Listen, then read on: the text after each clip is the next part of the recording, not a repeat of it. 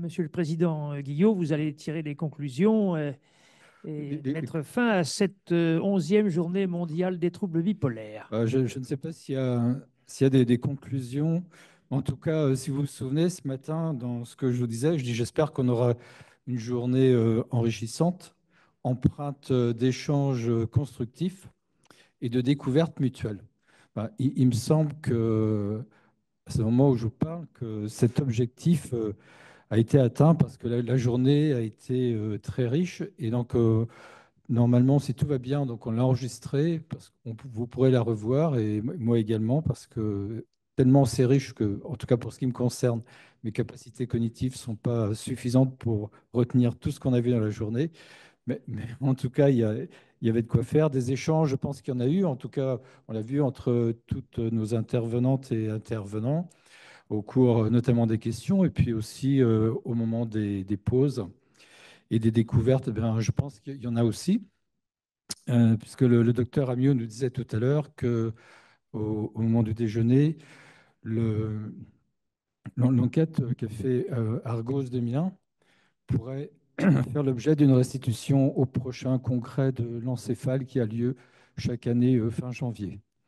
Et ça, c'est quelque chose de nouveau parce que le docteur Chaumette l'a également souligné, également le docteur Amiot aussi, mais le fait qu'une association comme la nôtre se lance dans des questionnaires qui sont quand même de très très grande qualité, que nos résultats intéressent ces chercheurs.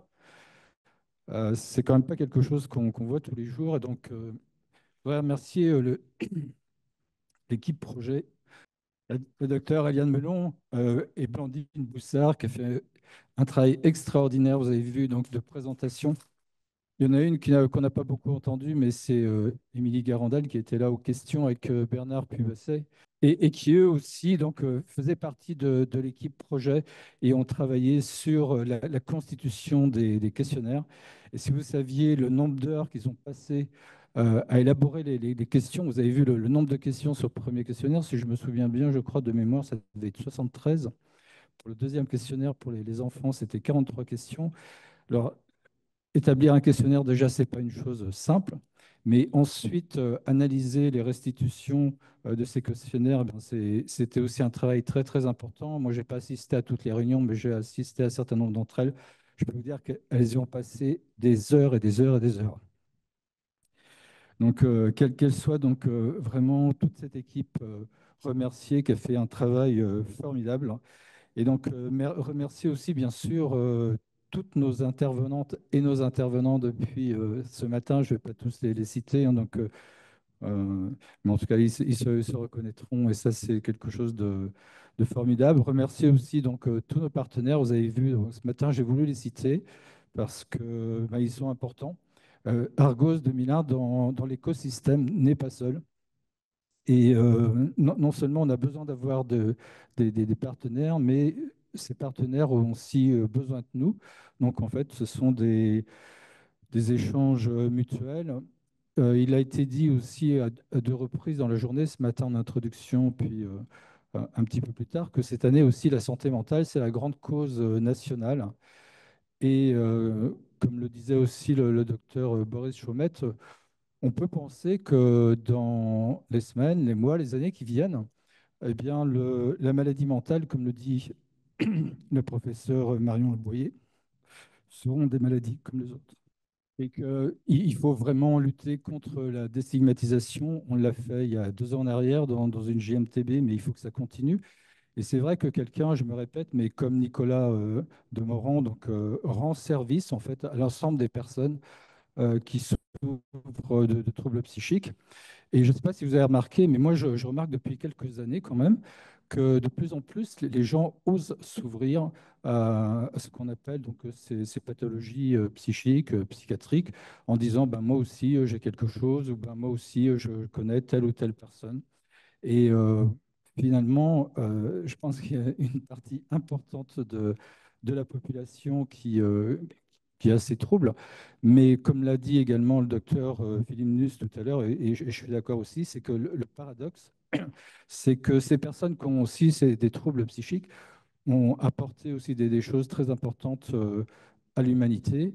Et ça, je crois qu'il faut leur savoir gré. Et je me rappelle que dans une conférence mensuelle, il y a quelques années, il y avait un médecin psychiatre et chercheur qui avait dit comme ça que si ces maladies, ce qu'on appelle aujourd'hui maladies en 2025, encore, sont là, eh bien, il dit, je ne connais pas la réponse, mais en tout cas, elles ont certainement une bonne raison d'exister. On n'a pas encore percé leur mystère, je veux dire.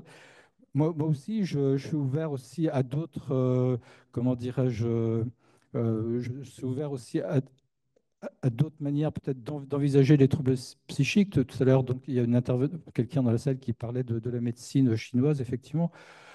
Moi, je me dis, dès lors que ces autres médecines ne nuisent pas, et si elles peuvent apporter un mieux-être, voire peut-être une guérison, je ne sais pas, mais en tout cas, il ne faut pas non plus les écarter.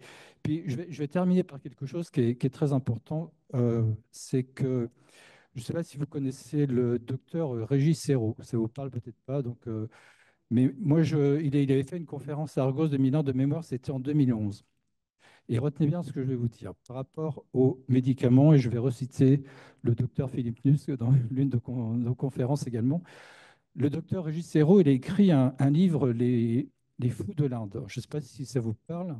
C'est en fait lorsque les Occidentaux vont en Asie, il leur arrive parfois de développer une maladie mentale. Mais l'inverse est vrai aussi. Lorsque les Asiatiques viennent aussi en Europe, ça arrive parfois. Alors ça, c'est une chose. Mais en fait, ce que je voulais vous dire, surtout sur le message de Régis Serrault, c'est que beaucoup de personnes probablement le savent parmi vous, mais il a mis en place le premier plan de santé mentale à Mayotte dans les années 2000. Et en fait, ce qu'il a découvert en arrivant sur cette île de Mayotte, qui a fait l'actualité il y a quelques mois, c'est qu'il a vu des personnes qui souffraient donc de troubles psychiatriques enchaînés avec des vraies chaînes. Et ce qu'il racontait, c'est que grâce à quelques molécules, en l'espace de quelques années, eh bien, ma foi, il a réussi à prendre soin de plus de 2000 personnes. Et j'espère que je ne vais pas déformer son propos au docteur Philippe Nuss, mais dans l'une de nos conférences, il a dit un jour, c'est resté en mémoire, même si ma mémoire est sélective et qu'elle ne retient pas tout, mais que le médicament redonne de la liberté aux patients. Alors c'est vrai que parfois les médicaments, ce n'est pas toujours agréable, on préférerait s'en passer, mais il faut bien reconnaître qu'aujourd'hui, en fait, en 2025, eh bien, ma foi, les médicaments font quand même partie de la solution. Mais qu'à côté de ça, il y a plein d'autres choses, et notamment des choses que l'on fait dans cette association Argos 2001 et que j'ai pratiqué en tant que bénévole pendant près de 8 ans. Ce sont notamment les groupes de parole qui sont quelque chose d'extraordinaire puisque ce sont des échanges entre pairs, PAIRS, de patients ou de proches. Vous savez que notre association aussi fait des accueils personnalisés, a également une ligne d'écoute téléphonique. On s'est lancé les dernières dans la psychoéducation grâce justement à Eliane Melon et Blandine Boussard ici, la psychoéducation pour les patients mais aussi pour les proches par visioconférence et c'est quelque chose aussi qui donne de très bons résultats.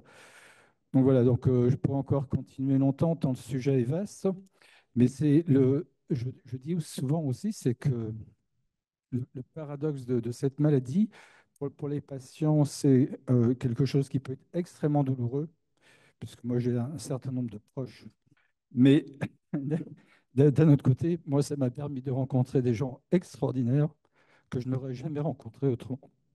Je vous remercie. Je vous dis, j'espère, à l'année prochaine. Ce sera la 12e édition de la Journée mondiale des troubles bipolaires. Ce sera les 25 ans d'Argos 2001, un quart de siècle déjà. Donc, on a un potentiel de développement énorme. Donc, si vous vous sentez eh bien, vouloir devenir de bénévole chez nous, n'hésitez pas à le faire. Si vous ne l'êtes pas encore adhérent non plus, n'hésitez pas à le faire. Puis, si vous avez de l'argent, vous ne savez pas quoi en faire, nous, on peut prendre les dons. Ils sont déduits fiscalement parce qu'on a tellement d'activités à mettre en place et développer des antennes dans les départements que voilà, on a toujours besoin de ressources financières. Merci. Merci, mon président.